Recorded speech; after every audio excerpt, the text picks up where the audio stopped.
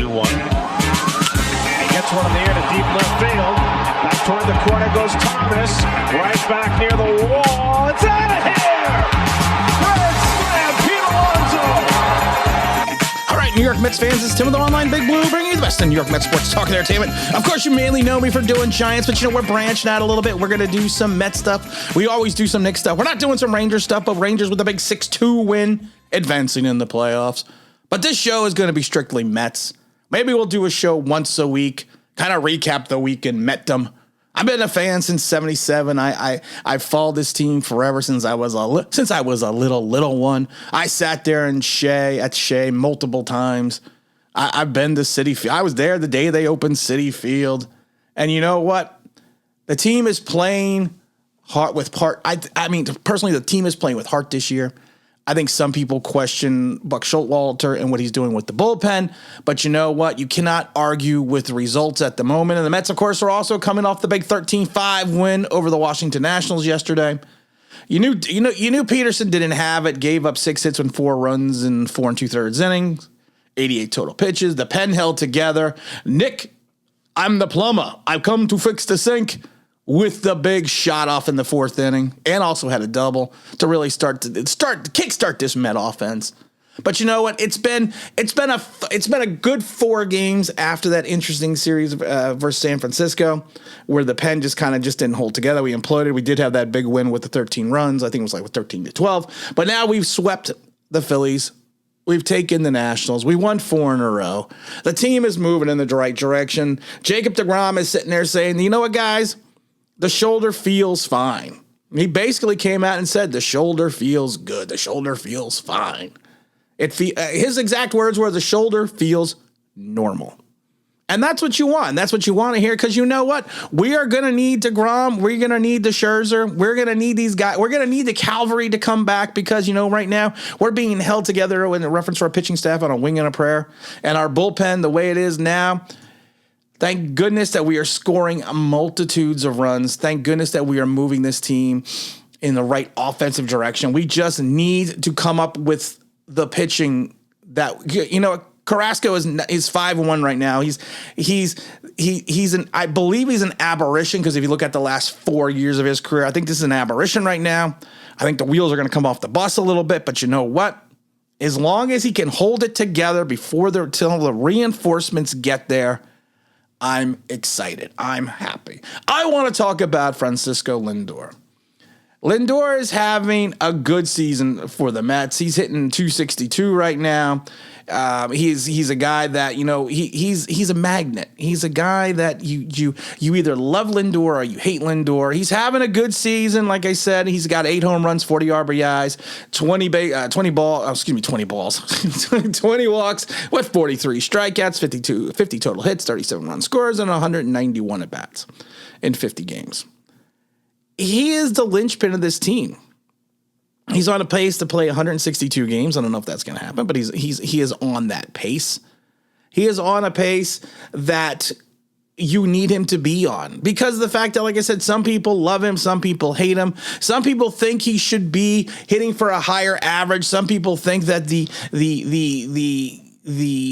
person that we got from Cleveland, or the man we got from Cleveland, is not the man that is playing right now, and I have to totally disagree.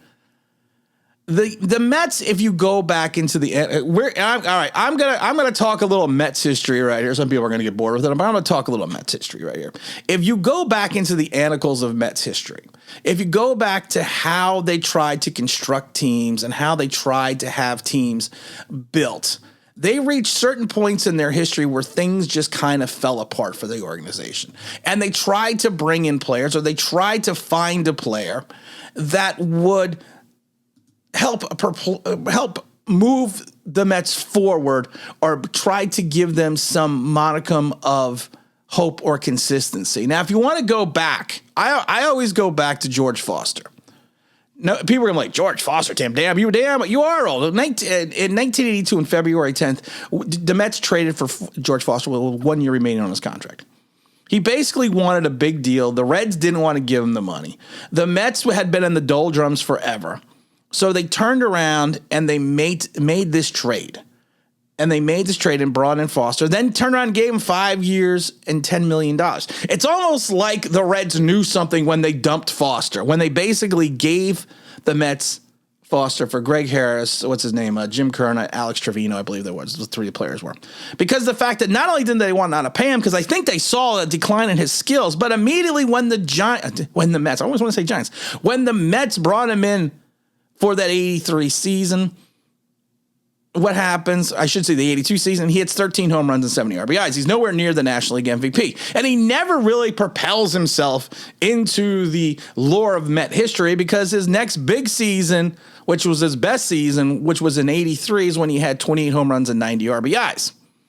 That to me was his big year. Again, at 84, he hit 269, 24 home runs, 68 RBIs, but he's never coming near the MVP numbers, those huge numbers that he had. The only good thing about bringing in George Foster was the fact that it allowed the Mets to acquire Keith Hernandez. Hernandez, of course, if you know the story coming over from St. Louis, him and Whitey Herzog did not get together. There was the whole drug trial in Pittsburgh. They wanted him out of St. Louis. They basically shipped him to the Mets. Hernandez wanted to quit. He wanted to retire. His agent convinced him. They had George Foster. They had Darryl Strawberry coming up. They had all these guys. So in some ways, the legitimacy of George Foster, even though he had a declining skill set, allowed the Mets to pull off a trade for someone like Keith Hernandez. But the problem is he never lived up to any type of expectations for the Mets. And you had other players that basically did the same thing. You look at the whole fiasco for like Vince Coleman. Vince Coleman, of course, came over for St. Louis. I think the most he ever stole for the Mets was like 30 bases. He had so many problems with Darryl Boston and Dwight Gooden and the sexual assault case, and then he actually injured Dwight Gooden. But again, it was the Mets reaching for legitimacy by signing that name.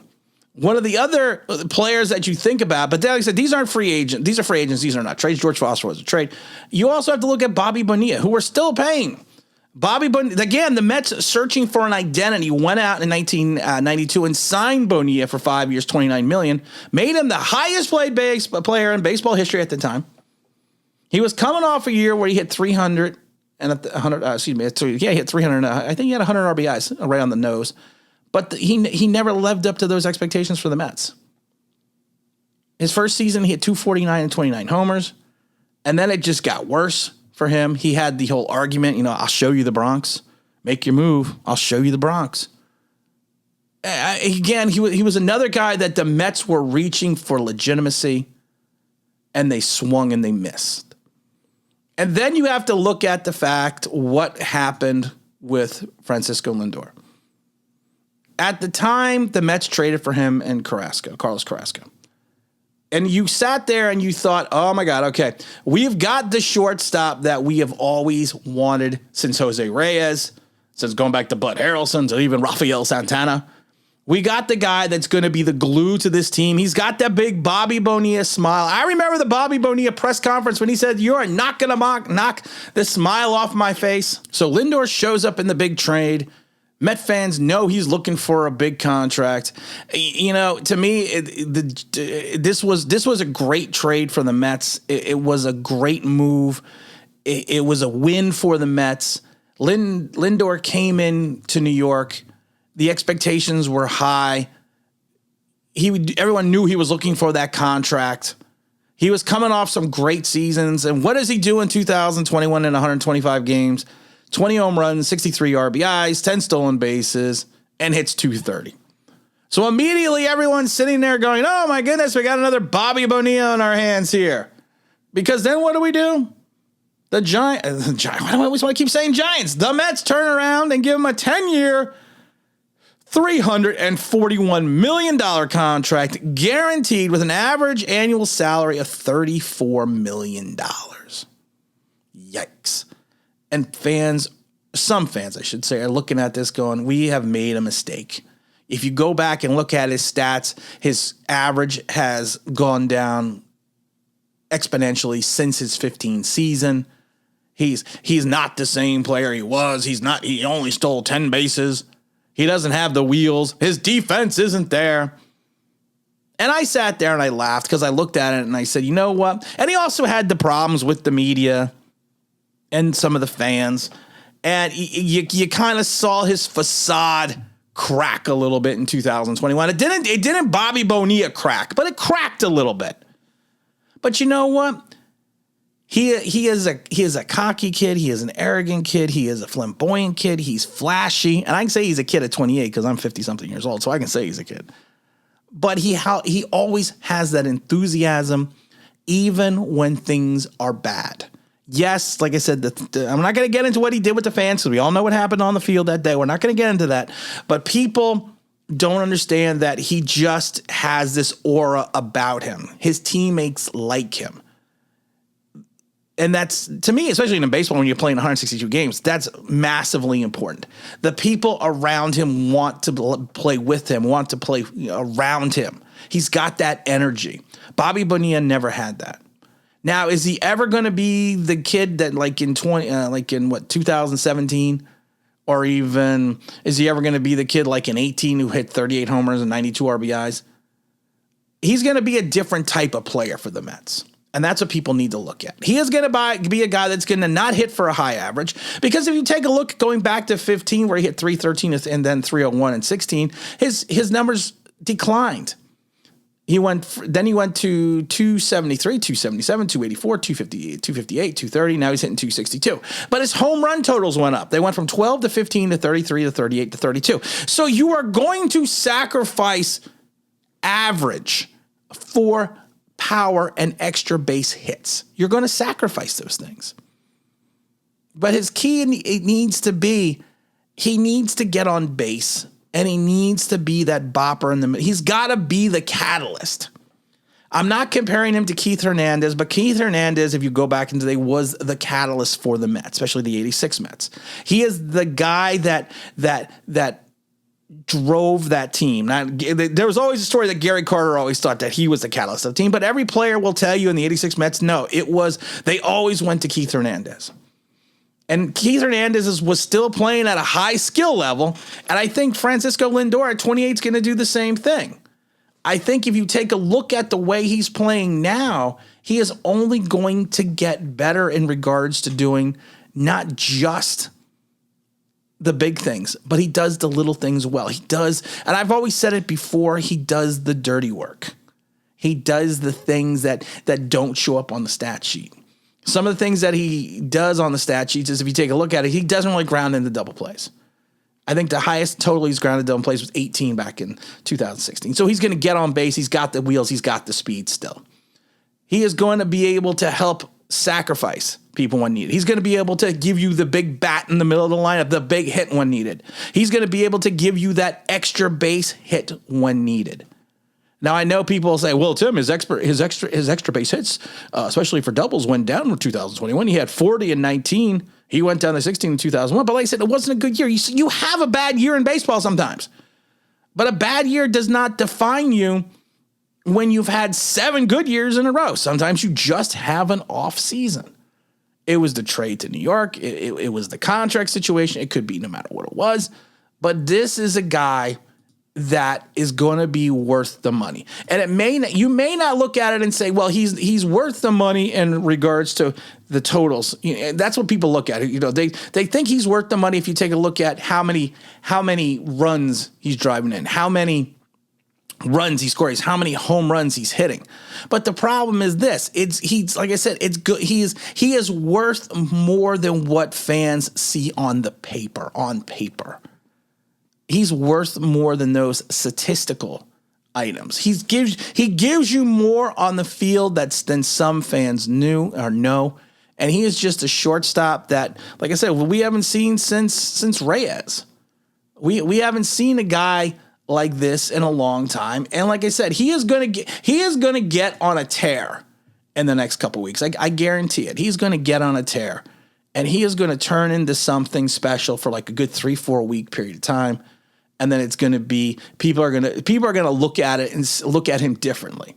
I love it because if you actually project his stats over 162 games, you're looking at 26 home runs, 130 RBIs, 26 doubles, 6 triples, and he's going to score 120 runs. With 139 strikeouts. That to me right there is worth 32 plus million a year. And I think as some players at the shortstop position actually degress as they get older or regress as they get older, I think Lindor is going to do the opposite. I think he's going to stay consistent. And I think, like I said, it's just a small segment of fans, but fans need to understand what Lindor is, what he's going to mean to this team, and what he's going to mean to this organization over the long haul, not just via the statistical page. And again, this is Tim with Online Big Blue, bringing you the best in New York Mets sports talk and entertainment. And as always, if you could maybe subscribe. If you're in that building, it means that'd be awesome.